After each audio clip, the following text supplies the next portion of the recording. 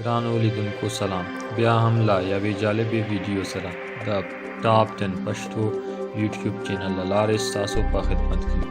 که غواړئ چې زموږ ناب او جالبې ویډیوګانې په منظم ډول تر تاسو در ورسیږي نو زموږ چینل در سره سبسکرایب کړئ. ټاپ 10 پښتو. ګرانو لیدونکو، ډېره جالبه ده. د یږو له امله د روسیې یوه سیمه کې بیړنی حالت. د روسیې یوې لرې پرتې سیمې ته د یږو یا خرسانو په تګ سره ځایي چارواکو بیړنی حالت اعلان کړ. په نوایا زملیا ټاپوګانو کې چارواکي وایي دغه سیمه کې چې وګړي څو زره کسان دي یږو پر خلکو برید کړی او هم له استوګنځایونو او حکومتي ودانیو ته ننوتلي دي. د اقلیمي بدلون له امله قطبي یږې له بل هر وخت اوس وچې ته راځي. روسیه کې دا یږې د ورکېدونکو ژوو ډلبندۍ کې راغلي او ښکار یې بند دی. د روسیې د چاپیریال ساتنې فدرالي اداره د دې یږو د وژلو اجازه هم نه ورکوي.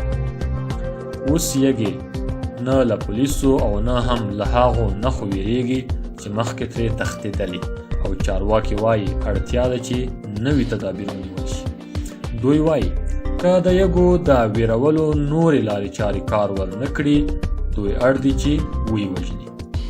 یوې سیمې ته 52 یږې تللي چې چارواکي بیخي بې مخینې بولي او وایي د خلکو ژوند یې ګډوډ کړی دی. د سیمې یو چارواکي الکساندر مینایف وایي خلک ویریږي، آن په کور پرېښودلو ویریږي. ورځنی ژوند ګډ وډ دی. مور پلار خپل بچیان ښوونځیو او وړکتون ته نه پرېږدي.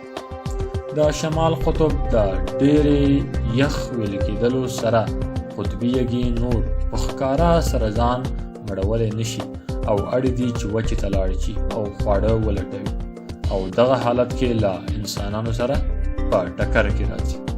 په 2014 میلادي کال د نوایا زملیا ختیځ ته په تروی نوي ټاپو کې د اقلیمي مرکز 15 پوهان څو ورځې د یږو له لاسه کلابند.